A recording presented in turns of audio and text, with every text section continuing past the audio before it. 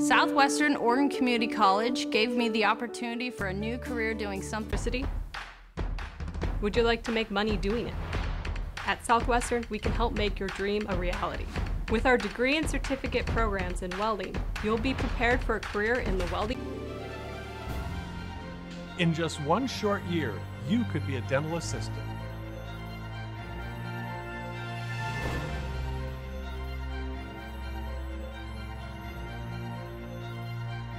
Sign up now for your one-year dental assisting certification.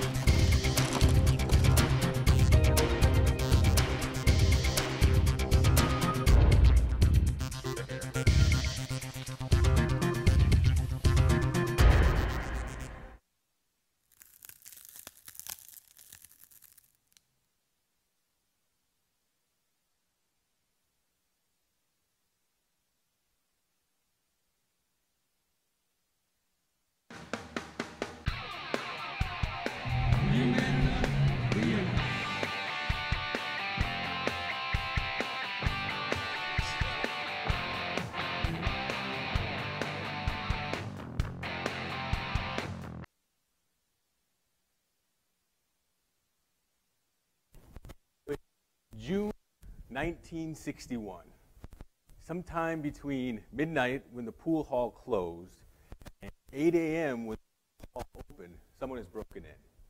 They've broken down the front door, smashed a record player, smashed a cigarette machine and stolen a bunch of cigarettes, cleared out all the change. They've taken several bottles of liquor and wine, and they've cleaned out the cash register and taken off. One eyewitness claimed to see the person leaving the establishment, bottles in hand, pockets bulging with change, to a cab and drive away. That person's name was Gideon, last name Gideon. He was arrested, charged, and brought up in trial.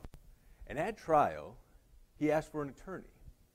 He said, I don't have the money to hire my own attorney, but I'm pretty sure the Constitution says I get one. The judge said, I would like to appoint you an attorney, but I just can't. We don't have the money. It's only for capital cases. So you don't get it. So he's going to represent himself at trial. He's convicted and sentenced to 7 years in prison. He finds out that there is a law library at the prison library, so he starts doing his research. I'm pretty sure the Constitution says I'm supposed to have a lawyer. He finds what he's looking for. He writes to the Supreme Court on paper that he bought from the commissary with a little stub of a pencil like you may see at a mini putt or at a golf course. He writes to the U.S. Supreme Court. U.S. Supreme Court in pencil. U.S. Supreme Court takes up his case. They hire, then all Woodwork want to represent him in front of the Supreme Court. They hear his case and they decide, you know what? Gideon's right. Gideon's right. He should have a lawyer. The Constitution, the Sixth Amendment, says he gets a lawyer. Previously, it had just been for federal cases. First time the U.S. Supreme Court applies it to state cases. So Gideon gets a new trial. This time, he gets a lawyer, one that's appointed to him. Sure.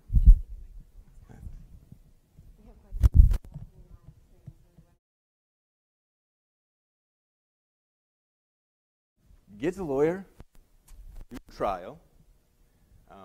This attorney hires an investigator. The investigator finds the taxi cab driver that picked Gideon up that night, because Gideon was in the area. Taxi cab driver said he didn't have anything in his hands. He had a few crumpled bills that he paid with, no bottles of wine, no cigarettes, no pockets full of change. He did a little investigation on the one eyewitness. Turns out that one eyewitness is now in jail himself for being a getaway driver for a number of other robberies in the area around that same time. So they think the one eyewitness that had Gideon convicted was actually the getaway driver for the gang that actually was doing all the robberies in the area. Jury goes back into deliberation, sits and thinks about it for less than an hour, and frees Gideon. Not only that, but 2,000 other people who were charged and convicted in the state of Florida who went to trial without an attorney are also set free because of that Supreme Court decision. And there's Gideon, Clarence Gideon. It's funny that top headline, unlikely hero, a thief, proves one man can make a difference. He's not even a thief, right? Not guilty.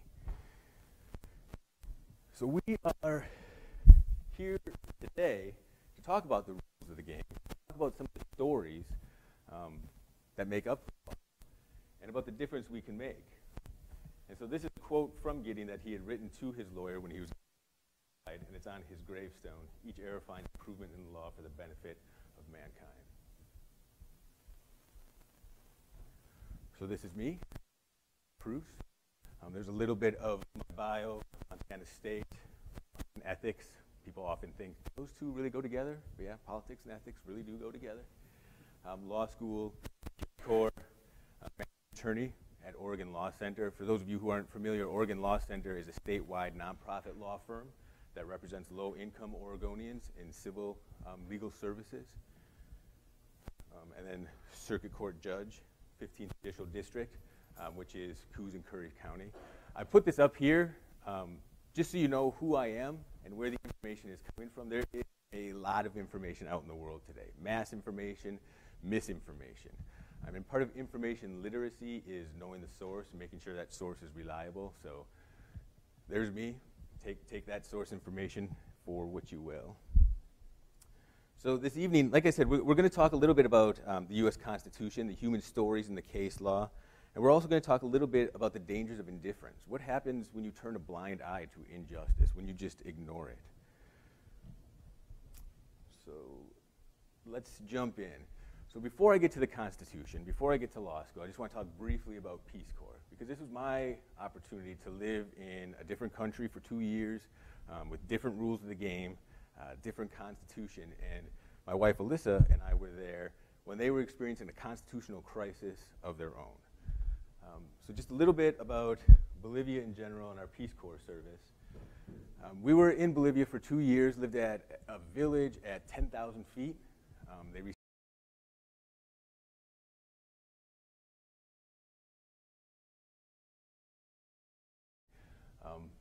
fantastic people, wonderful, wonderful people. Alyssa was doing agriculture, so she was helping kind of mothers' gardens, increasing nutrition. She started a public library there. She started teaching English classes. I was doing natural resources, started a tree nursery. We planted 200,000 trees. I'm doing some environmental education with the farmers, letting them know about windbreaks and how to conserve water. Also getting into the classrooms and talking to the kids about environmental education and reading. There's Brett the teacher, before Brett the judge, everything in Spanish.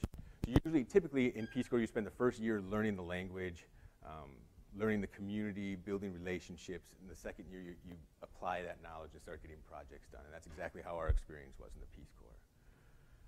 While we were there at the very tail end of what they referred to as the Bolivian gas wars.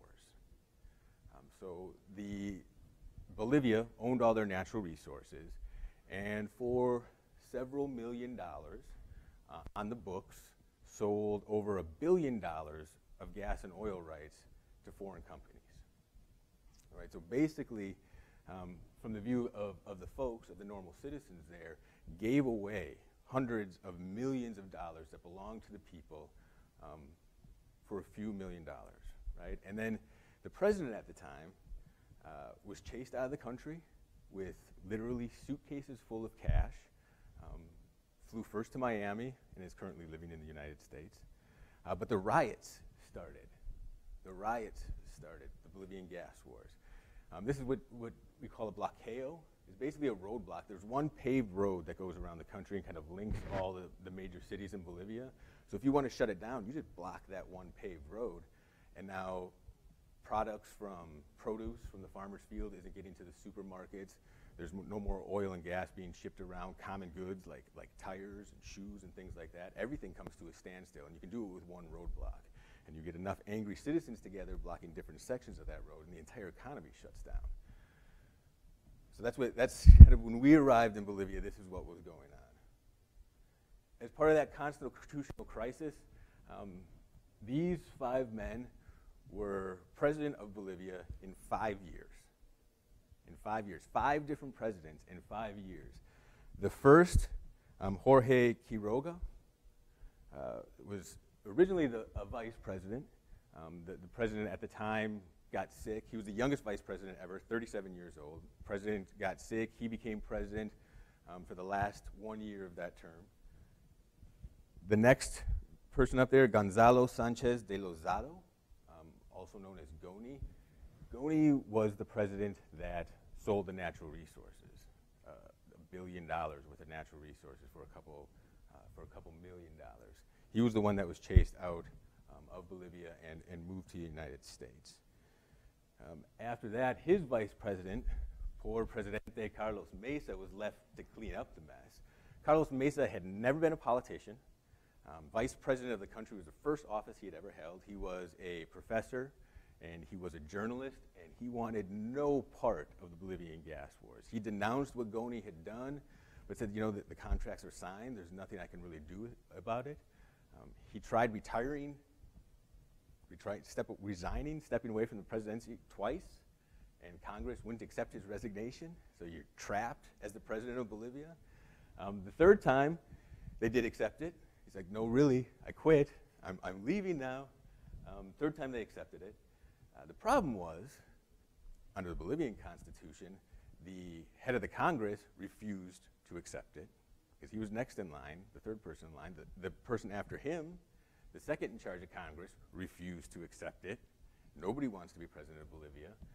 So the other gentleman up there, Eduardo Rodriguez, in the middle, he was the Chief Justice of the Supreme Court, and he stepped in to be president for a few months until they could get an election kind of set up. The person who wound up winning and becoming president of Bolivia, Evo Morales, was also the leader of the bloqueos, who had started a lot of the protests. The first indigenous president in South America since the Spanish arrival, so it was a big deal. A lot of indigenous folks in Bolivia were extremely excited that one of their own is now the leader, first in South America. Former cocalero, meaning he was a coca farmer. Coca is extremely important to Bolivians. It's a leaf. It gives energy and suppresses hunger. It's used a lot in sacred ceremonies. It's also the main ingredient in cocaine. So the DEA in the U.S. wasn't real psyched about Presidente Evo Morales getting in. And he was also, and is also, a firm socialist, anti-U.S. Part of his campaign promises is, if I get elected, all the gringos are getting kicked out. As gringos in Bolivia working for the U.S. government, the Peace Corps, it was a tense time to see what was going to happen here. The interesting thing about Evo, as he's commonly known, he was elected in 2006. There's supposed to be 2 terms, 4 years apiece. He's still president. He's still president 12 years later. The Congress, who are mostly from the same party now, just wrote a law or a constitutional amendment saying, let's get rid of term limits. All right, let's get rid of term limits. Evo's all for it. I'm just going to stay president. Presidente Evo for life. As part of the constitutional referendum, they had to take it to a popular vote.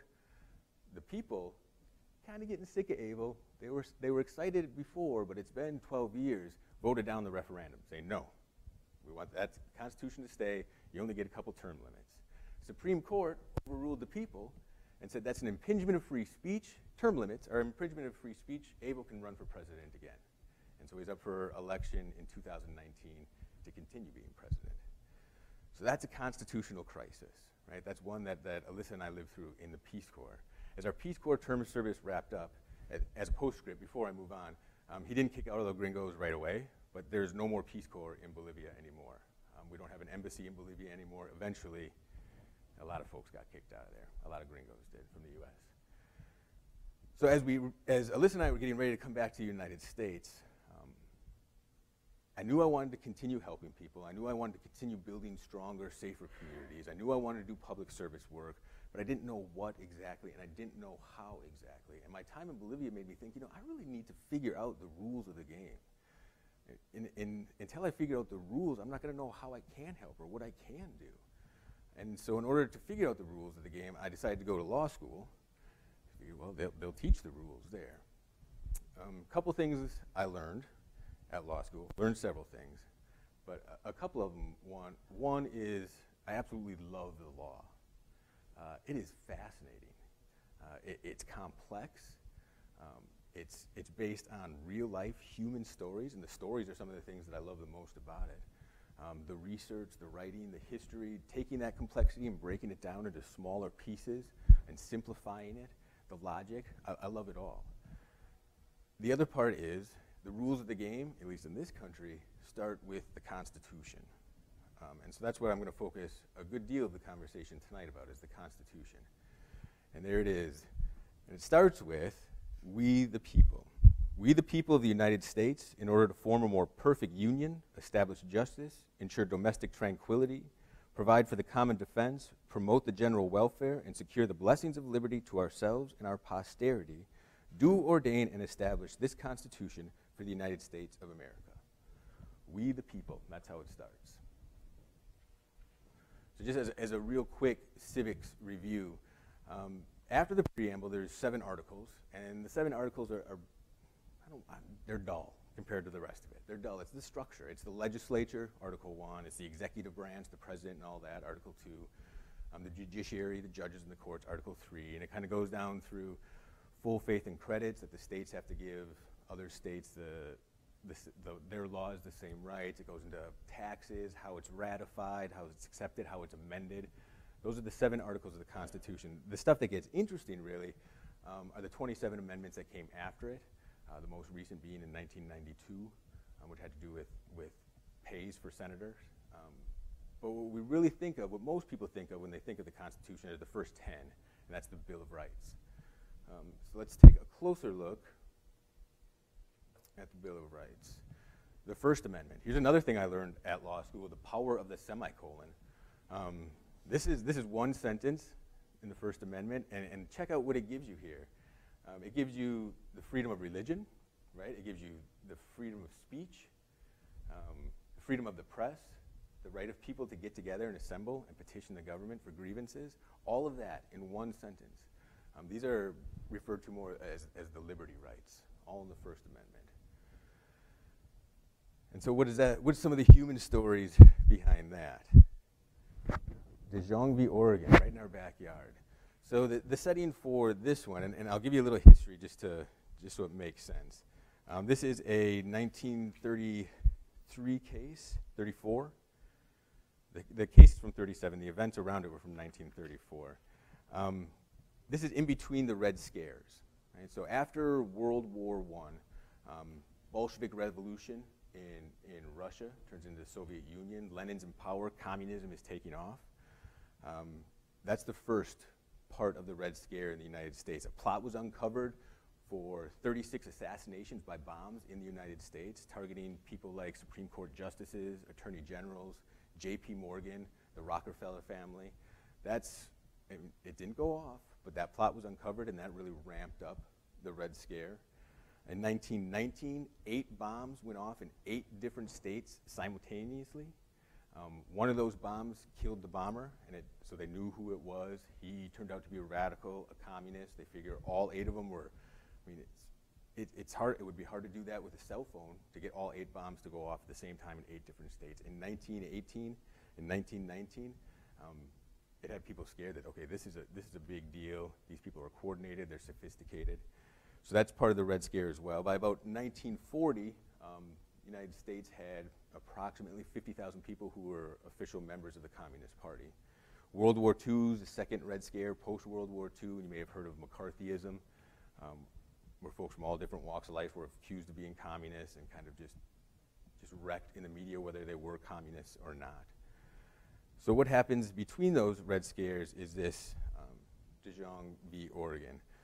So there was a communist meeting, Communist Party meeting, publicly advertised, open to the public, posters everywhere up in Portland.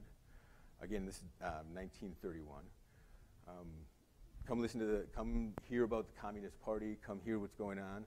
Dajon was leading the party, was leading that particular meeting. He was talking about just horrendous conditions in Portland jails. No running water, rats, people getting sick, no medical treatment. He was also talking about a strike on the docks, a maritime strike, and saying how The Communist Party supports the workers, supports labor, everybody else should be supporting him as well. And when he's halfway through his presentation, cops come busting down the door. And they arrest one person, and it's him. And it's because he's standing up front, and he's leading this meeting of the Communist Party. And the authorities know for a fact that the Communist Party is dangerous, that the Communist Party has been responsible for some of these bombings and these other threats. And they have a law in place at the time, which is a weirdly named criminal syndicalism, and that is to assist in conducting a meeting which teaches or advocates crime, violence, sabotage, or other unlawful acts as a means of accomplishing industrial or political change or revolution. So they say he's leading this meeting, therefore he's teaching or advocating crime, violence, sabotage, and revolution, and he's guilty. He gets arrested, gets tried, gets sentenced to 7 years in prison for leading a meeting, and appeals to the Supreme Court of the United States. The Supreme Court looks at it and discovers that there's absolutely no proof that he said, let's go be violent, let's go commit a crime, let's do anything unlawful. Zero proof. The state put on no proof, but because he was up at the lectern at the time when the raid happened, that's the only thing he was guilty of. Supreme Court says First Amendment gives you the right to peaceably assemble. That's totally okay to do that. And just because he's associating with people who may have committed criminal acts in the past doesn't make him guilty of a crime just by choosing to be with that group. You can't do that. Now, if he'd been up there saying, let's go burn down the courthouse, then he's guilty of a crime. So he was immediately freed as well.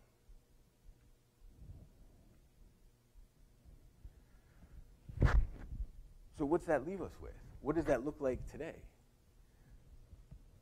Well, it looks like some of this, not from today, but this is from the 60s, anti-Vietnam. You have the right to do that, right? You have the right to gather as a group, peaceably gather as a group.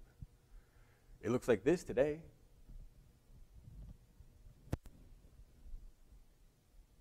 And like this. And one of the largest ever, like that. So know your rights. Doesn't mean that you can just gather anywhere and do anything you want. There are some limits. First of all, like I mentioned, it has to be peaceful, right? You can't go around advocating violence. Even though we have freedom of speech and freedom to assemble, you can't go around advocating violence. This is usually used in traditional public forums, like parks, monuments, sidewalks. Private property, totally different rules, right? You have to get the owner of the private property's permission to do that, and then you can do a whole bunch of stuff because it's a private property. You have the right to distribute literature, to hold up signs, to get signatures, but you can't force anybody to sign anything, and you can't force anybody to take your literature. So I've got literature up here. You're free to have it if you want some, okay? The government can impose restrictions as long as those restrictions are reasonable and they're applied equally. Permits are a good example. The government's got an interest in public safety. It's applied evenly regardless of the content of the message, whether it's a civil rights movement meeting or the KKK, as long as it's applied evenly regardless of content and there's some reasonable restriction to it, that's fine. The time, the place, the manner, those are all, as long as it's content neutral, narrowly tailored, and serves a significant government interest, and then you leave open other avenues of communication. In this day and age, that other avenues of communication is becoming less and less important because we have more avenues of communication. If the only way you can get out your message is to have a meeting on this night, then the government's going to let you do it. But because we have Twitter and we have the internet, we've got all these other things, that becomes less important. One thing that I thought was interesting is if the crowd is responding to something that just happened, breaking news, they don't need a permit and you can go out and do it. You still can't get violent, but like the police shootings in Ferguson, Missouri that happened in 2014, that night people were on the streets protesting. And the Supreme Court has said that's fine. If it's an immediate reaction to breaking news, then that right to peaceably assemble trumps any of the other permits or any other government restrictions. Can't endanger others, can't block traffic, can't provoke violence. So rights, responsibilities. That's the First Amendment.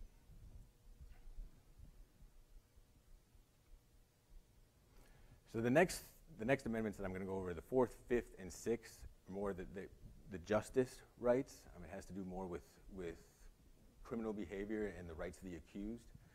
So the 4th Amendment, people are to be secure in their persons, houses, papers, and effects against unreasonable search and seizures.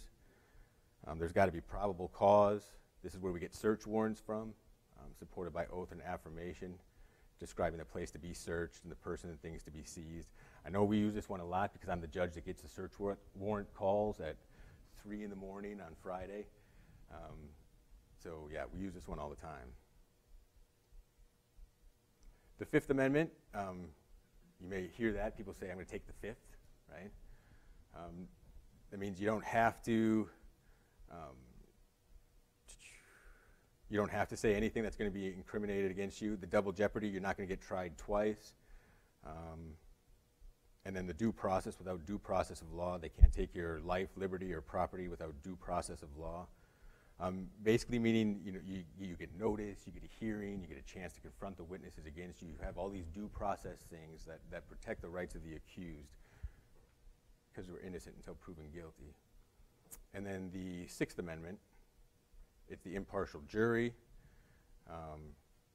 Where's the important line there? That very last sentence, and to have assistance of counsel for his defense. If you think back to Gideon, that's kind of what his whole case relied on.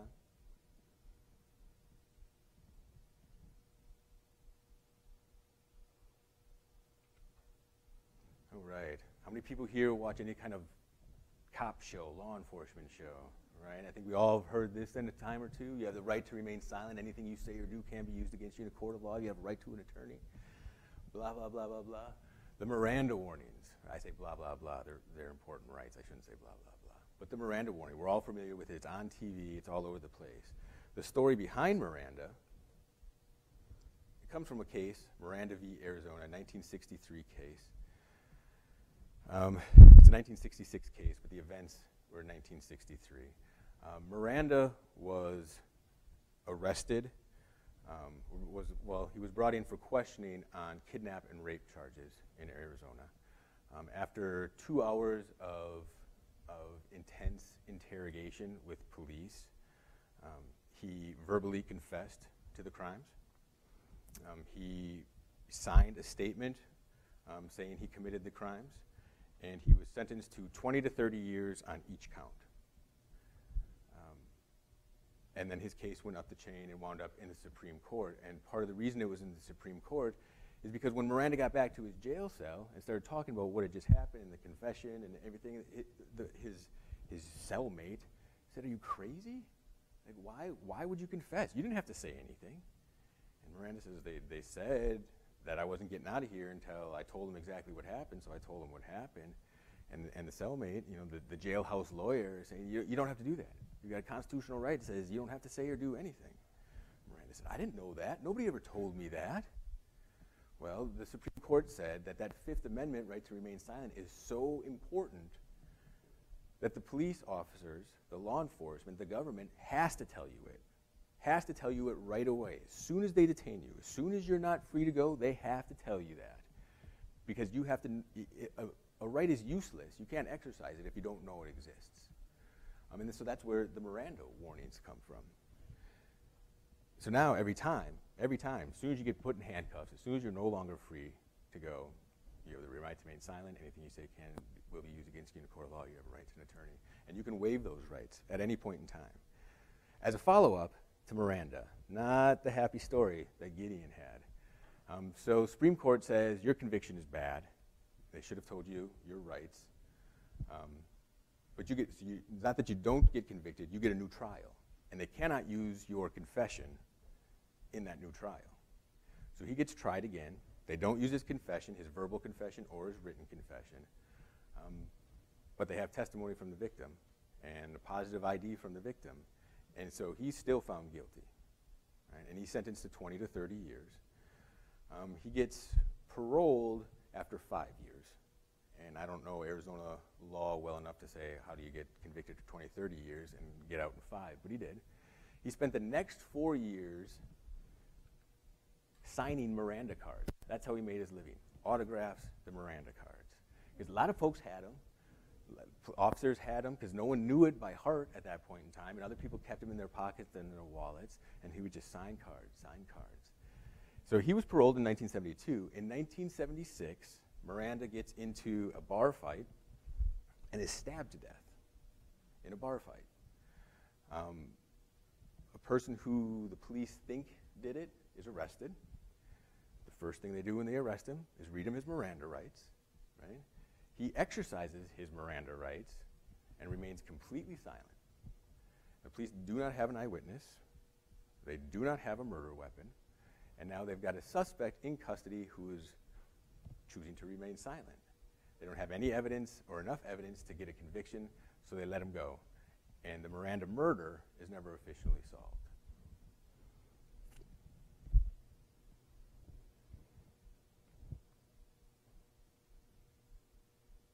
So let's talk a little bit, before we get to this, let's talk about, so what is the Miranda rights and what do those lessons from the 4th, 5th, and 6th Amendment show us today? First of all, those rights kicked in once you're no longer free to go, once you're detained. If you're free to go, you don't have any of those Miranda rights because you can just walk away, right? A lot of the cases now are about, well, is a person free to go? If a police officer comes up to you and says, I want to talk to you for a moment, stand right there. Are you free to go? Are you detained? Should you have your Miranda warnings at that point in time? That's kind of where the fight is now. So what are your rights now? If you're stopped by a police officer in anything outside of a car, because a car's got different rules, the first question you can ask is, am I free to go? Am I free to go? And if the police says, yes, you're free to go, then you can walk away. You're free to go. And if they say, no, you're not free to go, then you've been detained and your Miranda warnings kick in. And you've got the right to remain silent. Now, you can talk if you want to. That's complete. You can waive they're your rights to exercise or to waive.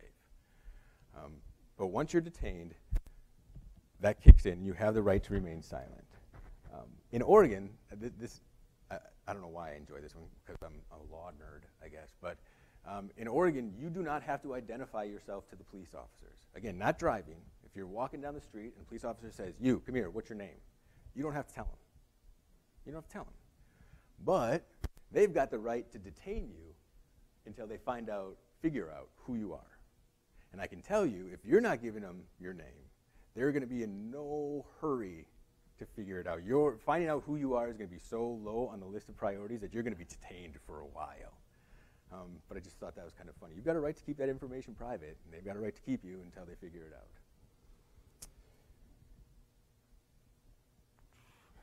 It is a crime to provide false information to an officer. So while you have the right to remain silent, you do not have the right to lie to an officer, and that includes the identification. If you are going to speak to law enforcement, speak truthfully. You do not have to consent to a search of your person, of your house, of your vehicle. In fact, in most cases, you probably should not consent to a search. And even if there are reasons that law enforcement can search without your permission, a warrant being one, being involved in some kind of being arrested is another one. They can search you then. Even then, you can say, I do not consent to this search. I do not consent to this search. And they may search you anyway. And then you can let the lawyers fight about it in court later. But you don't have to say, yes, you can look in my backpack. Yes, you can come into my house. You don't have to say that. If they have a warrant, then they're coming in whether you like it or not. They're checking you whether you like it or not. Officers do have a right to pat you down. Even if you haven't been arrested, it's for officer safety. So they have a right to pat you down just to check for weapons. But they don't have a right to dig into your pockets or have you empty your pockets. They'll probably ask you to empty your pockets, and you can consent to do that and empty them, but you don't have to. But they do have a right to pat you down for their own safety. In a car, it's a little bit different. If you get pulled over, you have to show them the driver's license, and it's not so much the identification of who you are, it's showing that you have the privilege of driving. So you have to show them the registration, the insurance, the fact that you have a driver's license. If arrested in a car, the car can be searched, whether you give consent or not. And if you're asked to give a breathalyzer or any other type of test for intoxicants, it's a crime to refuse. A lot of people don't know that. Even if they don't have a warrant, if they suspect you of it, they say, hey, you're driving erratically, you failed part of the field sobriety test, I want you to come down to the station and blow into the breathalyzer. If you say no, it's a $650 fine and your license is suspended for a year, regardless of whether you were drinking or not, just for saying no. And here, a piece of advice, and I won't be giving much legal advice because I'm not an attorney now, I'm a judge. But a piece of advice I think you should take to heart is never, ever argue constitutional law with law enforcement. It doesn't go well. They don't like it. It seems disrespectful. They probably got more knowledge of constitutional law than the average person because they're dealing with it all the time. Just be respectful to law enforcement. Do what they ask. Know your rights. Assert your rights. Don't argue the law. Let the lawyers figure it out and argue about it in court later. Okay. So what do we do once we know the rules of the game? Now, I talked about the First Amendment, the Fourth, the Fifth, the Sixth, right? There's 27 other amendments, and then there's a whole bunch of statutes and rules and regulations after that. So I'm just giving you a sample, but what do you do when you have some knowledge of that? What do you do when you see injustice in the world? What do you do when you see the rights of somebody else being trampled? What do you do? The answer is, I'm not sure, but you better do something. The perils of indifference. This is from a speech of Elie Wiesel. He was a concentration camp survivor. He's actually in this picture, second row up in the middle square to the far right. You can just see his face kind of peeking around the corner. He won the Nobel Peace Prize in 1986. He's authored 57 books, including Night, which was about his time in Auschwitz. I tell you that because, again, in a time of mass information and misinformation, there's the source for this part of the speech I'm going to share with you. And there's Mr. Wiesel. So this is from, it's a bit of a lengthy, four paragraphs from that speech that he gave in 1999 called The Perils of Indifference. And I ask for your indulgence because I think it's worth hearing him out. And this is Mr. Wiesel's words. What is indifference? Etymologically, the word means no difference, a strange and unnatural state in which the lines blur between light and darkness, dusk and dawn, crime and punishment, cruelty and compassion, good and evil. What are its courses and inescapable consequences? Is it a philosophy? Is a philosophy of indifference conceivable? Can one possibly view indifference as a virtue? Is it necessary at times to practice it simply to keep one's sanity, to live normally, enjoy a fine meal and a glass of wine as the world around us experiences harrowing upheavals? Of course, indifference can be tempting. More than that, it can be seductive. It is so much easier to look away from victims. It is so much easier to avoid such rude interruptions to our work, our dreams, our hopes. It is, after all, awkward, troublesome to be involved in another person's pain and despair. For the person who is indifferent, his or her neighbors are of no consequence, and therefore their lives are meaningless. Their hidden or even visible anguish is of no interest. Indifference reduces the other to an abstraction. In a way, to be indifferent to that suffering is what makes the human being inhuman. Indifference, after all, is more dangerous than anger and hatred. Anger can at times be creative. One writes a great poem, a great symphony. One does something special for the sake of humanity because one is angry at the injustice that one witnesses. Even hatred at times may elicit a response. You fight it, you denounce it, you disarm it. But indifference is never creative.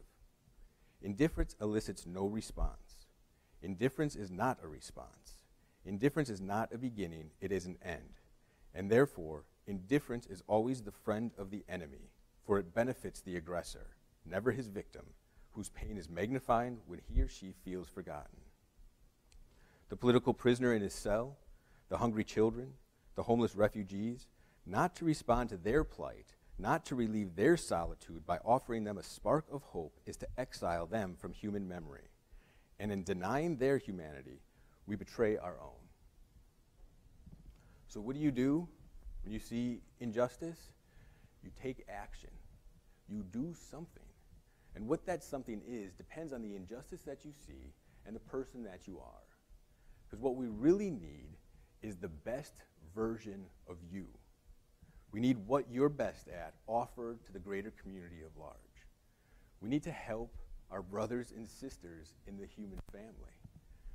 So if you're an artist, paint what you want, do what you want, but part of it, do for the community. If you're good at science, use that gift. We need that gift. If you're a musician, there are plenty of ways to get involved. If you love education, pass on that passion to the next generation. Whatever it is that you're good at, what your calling is, whether it be growing food or serving food, again, passing on your passion. Or if you're a law nerd and you like reading and personal stories and complexity and research, maybe you take it to the courts. But whatever it is that you're passionate about, do for others in our community. And I'll leave you with, don't wait for someone else to do it. It's too easy to grow indifferent because you're waiting. That's not my job. There's other people who are more qualified to do it. Maybe the government should do it. Don't wait. Because as I said, the rules of the game, at least in this country, start with 3 words. And those words, we the people. It's our responsibility. Okay, that's all I have. Any questions? Yes? So I teach here at the community college, and a variety of classes in business, human relations, business 101. And I often have students ask me where they should look for their news sources. Well, there's so many avenues that we could get stuff online or from podcasts, and just wondering if you have an opinion on where you feel like the most reliable facts are. That's Sure. So the question is, with all of the options for news sources out there, what are, whether it be podcasts or the internet, print, what are the most reliable, where to get news from? That's a tough question because it ebbs and flows. I think if you're only reading news sources and you agree with everything you say, you're probably not reading enough news sources. I think it's good to have a variety because the truth is probably somewhere in the middle. And I think it's good to change up where you're looking and not just to keep going back to the same papers or the same website or the same podcast over and over again, because you kind of get conditioned to that message then, and then you wind up getting news in an echo chamber. So without saying this source is good and this source is bad, I would say check out a variety and keep it fresh. And everyone's going to find, some people enjoy reading more, some people like listening to in the car, so the medium is going to be different for everybody, but variety and changing that up would be my suggestion.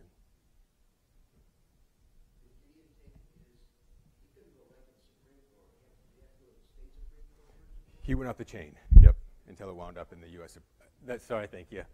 The question was, did Gideon go right to the Supreme Court with his case? And no, he went from the state trial court up the chain, Court of Appeals, state Supreme Court, and then kicked it out. Yep. Yeah, and the other question as far as that goes is, if his right to counsel is completely established by the Constitution, how can the judge say, no, you can't have a lawyer? That's an excellent question, which I will repeat. The question was, if it's so clear in the Constitution that he's got a right to the lawyer, how did that Florida judge say, no, you don't have a right to a lawyer? Because all of those rights in the Constitution were originally applied only to the federal government. So if you were with a federal crime, then you have a right to an attorney. Little by little, the Supreme Court is saying, well, we're going to apply these fundamental rights to states as well. And so the Zhang v. Oregon, that was one where they said, no, that free speech and freedom of assembly is a fundamental right, and therefore it applies to Oregon as well. and the people who live in Oregon and the state action taken by the state. So that's exactly, that was the Gideon was the first time that the right to counsel was applied to the states. As far as the freedom of religion goes, the Constitution, doesn't it also say you're guaranteed freedom from religion? It does not say that, but it says that I can get back to it, it says that the government will not impose a religion. So it's more of it's a few slide back, but it's more about what the federal government is going to do. You've got the right, you've got the liberty to practice your religion, and they're not going to sanction one, the government's not going to sanction one religion necessarily. Does that answer your question? Any other questions? Yes? As you were speaking, you were talking about search warrants and how you're the judge that you get calls whether you approve of crime search warrants. What factors lead you to approving them or declining them? And if so, how often do you say no? That is a good question. The question was, because I am the judge that approves or denies search warrants, what factors do I look at in approving and denying, and how often do I approve or deny? The kind of the guide star is probable cause. So you have to have some reliable evidence, not based on guesses or speculation, that a crime has been committed or is about to be committed. It depends on the crime itself and what they want to search, on how high that bar is, I guess. For instance, if there is a named source, right? Johnny B said he saw drugs there. I know Johnny B to be a reliable person. Johnny B has been working for law enforcement for a long time. If someone's named and they're willing to put their name on it, that's going to be a little more credible than an unnamed source. We've got reason to believe that's a little squishy. If it's something like this person, they were driving and I was following them behind them when they were driving, and they were swerving within their lane but never crossed the center line. And then I had a feeling that they're drunk. I pulled them over and they failed one of the 10 field sobriety checks, so I think they could be drunk, but they won't take a breathalyzer. Can I have a search warrant to draw their blood? That's not enough probable cause. But if that car went off the road and hit a telephone pole, and the guy comes out reeking of booze, well, now you're a heck of a lot closer. As far as my approval and denial, the law enforcement around here knows what probable cause is. They're well trained on it. They also take all their search warrants to the district attorney's office first to have them reviewed, and the district attorney decides whether they think there's probable cause. Now, I don't know how many of those that they take to the district attorney. The district attorney says that's not enough, so I never see those. But if it goes through the officer and the district attorney, both thinking they have probable cause, then it's rare that I'll say, it's very rare that I'll say no. The other thing is, even if I say yes, you can have a search warrant and I sign off on it, there still may be a fight about it later, whether that warrant was good, whether that probable cause really existed. So just because I'm signing off on the warrant doesn't mean whatever's found during that search is actually going to make it into evidence. A good question. Any others?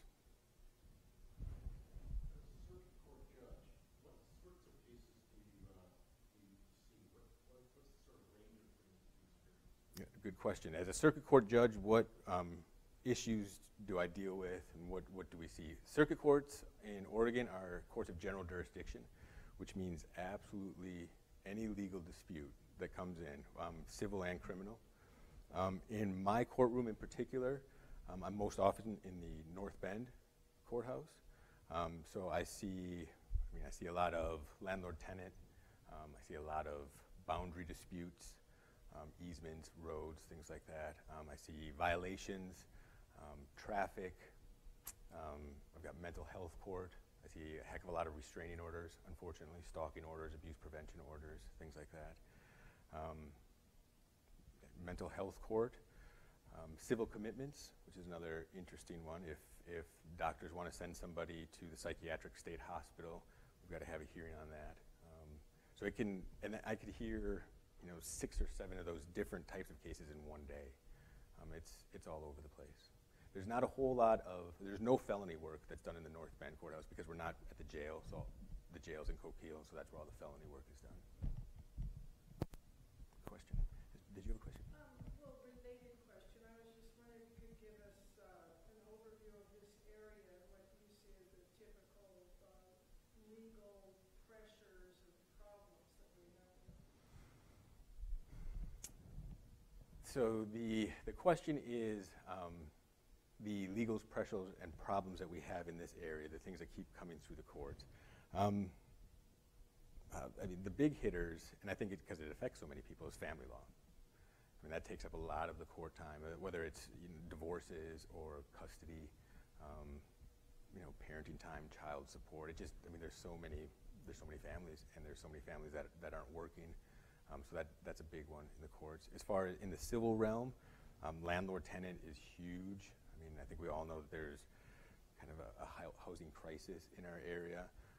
So people want desperately to hang on to their housing, and landlords want desperately to have good tenants taking care of their houses. So there's a lot of conflict, and it's really emotional for the landlord. It's a pile of money. I mean, it may mean being able to make the mortgage payment, and for the tenant, it's where they live. So there's passions run high there. Boundary disputes, easements, road. That's Coos County and Curry County specialties. There is a lot of interesting boundaries and a lot of history out in South County and in Curry County and some of the rural areas. It's fascinating. It's neat because you get to hear all of that. In the criminal world, unfortunately, it's a lot of drugs and the drug-related crimes. If it's not actually, meth and heroin, it's people doing something in order to get the money to pay for their meth and heroin. And that seems to be only getting more and more of our docket, taking up a larger and larger portion of time. Yes? I think I remember in high school a teacher saying that judges used to travel to hear cases, and that's no longer. And if I remember that right, do you have a So the question is, the questioner said that back in high school, he remembered hearing that judges used to travel around to hear different cases in different places. And if I have an opinion on that. It's funny, that's why they call them circuit courts, because judges used to ride the circuit. So there'd be a judge over in Roseburg, and he would come over the old wagon wheel road, come down into Coquille, and then come over to Coos Bay, or Empire, actually, and ride that circuit. On the old wagon road, there's actually a state park whose name is escaping me at the moment, but it's where the judge used to go and camp out for the night on his way over here. And it's still there. I don't know if there's any signs. I've seen it on a map, and I've driven by where I think it is, but it's interesting. And so it used to be that there was a lot fewer legal issues. There was a lot fewer people. So when Oregon was first a territory, there was, I want to say, 3 Supreme Court justices for the state, and they would just take turns riding circuits. And then when those cases were appealed to the Supreme Court, the one justice who heard the case would not be on it, and the other ones would hear it. But now it's just, I mean, Multnomah County themselves have 38 judges. The 15th Judicial Coos and Curry, we've got 6 judges. So there's just a lot more people coming to court, a lot more people, a lot more legal issues, a lot more people coming to court, so it's just not possible to do. Now, we live in small towns on the South Coast, so if a judge in Curry County has got a conflict, or maybe both judges in Curry County have a conflict, then one of us will go down there and hear that particular case. So there is a little bit of that. One of the judges in Coquille had to go to Roseburg to hear a case because every single judge in Roseburg was convicted out of hearing that case for one reason or another. So that happens every once in a while. We also have things, judges called Plan B judges. So they've retired. Our own Judge Barron is a Plan B judge. He was the presiding judge. He was a circuit court judge for 37 years here, excellent judge. He retired, but chose to do Plan B, which means for 5 years he works 30 days out of the year, and it helps with retirement benefits and things like that. And he can be sent anywhere in the state to kind of fill in for vacations or conflicts or things like that. So I haven't heard it referred to that, but possibly. I've heard the Plan B and I've heard senior judge. So, We have time for one more question. Yes. So you said that we need to know the dangers of indifference and take action. Besides being a judge, what else do you do in the community to kind of help with that or your own personal life? Okay.